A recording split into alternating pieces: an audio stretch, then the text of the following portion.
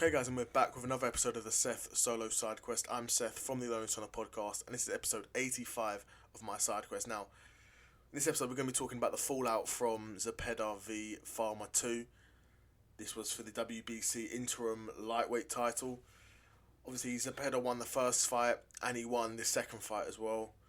As you can probably tell, I'm audibly sort of disheartened by this because Tevin Farmer, in my opinion, is just such a great boxer.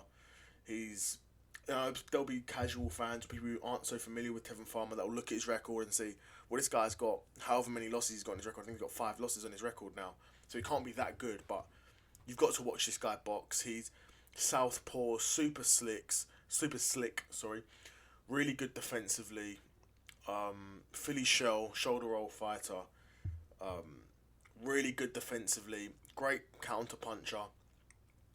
But obviously, when you're a counter puncher and you're facing someone like Zepeda who can take your best shot and continually throw high volumes of punches and can remain undeterred over the course of 12 rounds, it's always going to be a difficult fight for you, especially when you've got Tevin Farmer who's so comfortable fighting on the back foot.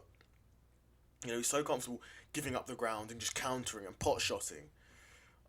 In a lot of ways, does remind me of myself, but we're not gonna go into all that. But when you've got someone who's so good defensively, they're gonna be comfortable giving up the ground because they know you can put me anywhere in this ring, you can't really land on me, right? Which is why, like I said, Tevin Farmer's so comfortable giving up ground. But at this level, when you're giving up ground and against guys like Zepeda who are gonna throw 4, 5, 6 punch combos, it's hard to dodge that many punches. Like, it's easy to dodge 1 punch. Easy to dodge 2. It gets harder once you're like throwing 3, 4, 5 punches, and we've seen it with some of the best defensive boxers of this generation. Guys like Canelo, like they're one of the best defensive, like counter punching boxers. Guys like Canelo, Tevin Farmer, they do lose fights against guys that are quite big. I wouldn't even say Zepeda's super big for the lightweight division, but he's big enough to hold his own, right? And unfortunately for Tevin Farmer, he's not blessed with huge knockout power. He's got very few knockouts on his record. In my opinion, seeing the thud and the whip he's got behind his shots, I would think it's enough to keep guys honest, and it is. Guys aren't walking through his punches per se, but because he's so comfortable giving up ground, it may feel like that when you're watching it, or a judge might feel like this guy's got no power, guy's just walking him down, but it's more Tevin Farmer's just so comfortable on the back foot, he's giving up that ground. But this fight was very similar to the first fight, super competitive, because Tevin Farmer is such an awkward fighter. He's a southpaw, so good defensively. He will give anyone at lightweight or featherweight or super featherweight a tough run for their money. Anyone. Because he's that style of fighter. Now, I'm not saying he'll beat everyone. Like, he's lost fights, and he'll probably lose some more fights in his career, unfortunately. But it won't be an easy night. It'll be fights like this against Zepeda. Guys who just about get by by the skin of their teeth. The first fight, I think, was a split decision. This fight was a majority decision. Very close. Very close fight. Zepeda's still unbeaten. These are 2 great wins for Zepeda on his record, though, I'll be honest. Because those who know boxing, to beat Tevin Farmer twice is no small feat. That being said, even though for me, it was sort of a win-win situation, because if Tevin Farmer won, I'd be happy because I love Tevin Farmer as a boxer. But I actually put money on Zepeda to win that fight. So I was happy that Zepeda won because I won money on it. Right, the odds weren't great, but for me, when it comes to gambling, it's about winning. It's not about how much you win. It's about taking each game as it comes and winning those games, right? But yeah. Nonetheless, yeah, super close fight. Zepeda won. It was very competitive. When I watched it the first time, I did think that Zepeda probably just about done enough to edge the fight. He had sort of Tevin Farmer. It felt like he had him hurt at times, but it was competitive. Both guys felt like they had each other hurt, and both guys definitely had their moments. And I wouldn't say there was any prolonged period of the fight where either guy dominated. It was a very good fight, very interesting fight to watch because it was very back and forth. It wasn't like you had something like Zepeda won rounds 4 through 8 or 9 and just dominated the middle section of the fight. That wasn't the case. Even in the rounds where Zepeda may have won, even in the rounds that Tevin Farmer might have won, both guys had their moments. It was competitive all the way through.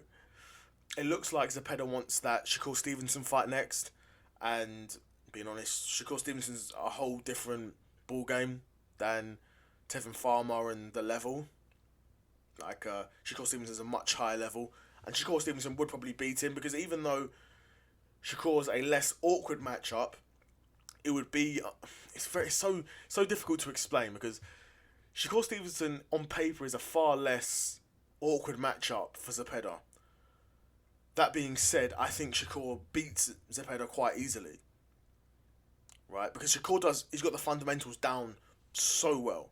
Fundamentally, so good, so quick, defensively solid, throws combos together, can go through the gears nicely as well. He's clearly got a high boxing IQ where he knows Shakur Stevenson's not going to come out first round throwing, everything he's got, emptying the tank. No. He's going to build his way up. He's going to get to a point where come the 4th, 5th, 6th round, okay, now we're in our pace, now we've got our rhythm, and let's take over this fight and dominate. That's what Shakur Stevenson does in his fights, right? So yeah, I think obviously it'll be a big match for Zepeda if he could fight Shakur Stevenson. I don't know what's next for Tevin Farmer, honestly. Coming off 2 losses, they were close losses, but they're back-to-back losses in a WBC interim lightweight title matches. Coming off that, you're going to struggle. I don't know. I guess he's going to go back to fighting some smaller names and try and rebuild his way up from there. But it's hard, man, because Tevin Farmer's one of my favourite boxers to watch. I have so much fun watching Tevin Farmer fight. And it's a shame, but the game is the game, man. Only one guy can win these fights, and Zepeda done enough to win on both occasions, unfortunately. But yeah, I'd be curious to know what's next for Tevin Farmer, actually, because it's an interesting division, the lightweight division, and he's an interesting fight for anyone. So even if they think they want to give maybe one of the world champions a bit of a layup, Tevin Farmer's no layup. Tevin Farmer will come to fight, give 110% every time, and on any given night, Tevin Farmer can beat anyone in that division. He can get beat, though. He is a beatable boxer. We've seen it. There is a bit of a blueprint out there. If you're able to take his shots and you're able to commit to a game plan for 12 rounds, Zepeda's sort of, in a way, shown that if you're able to do these things, you can beat Tevin Farmer, but saying it and doing it are two different things. But yeah, be curious to know what's next for Tevin Farmer, and I mean, we don't even know what's next for Zepeda. It looks like it's the Shakur Stevenson fight, but we don't know for sure yet. But yeah, another episode of the Seth Solo Side Quest in the bag, and I'm out. Peace.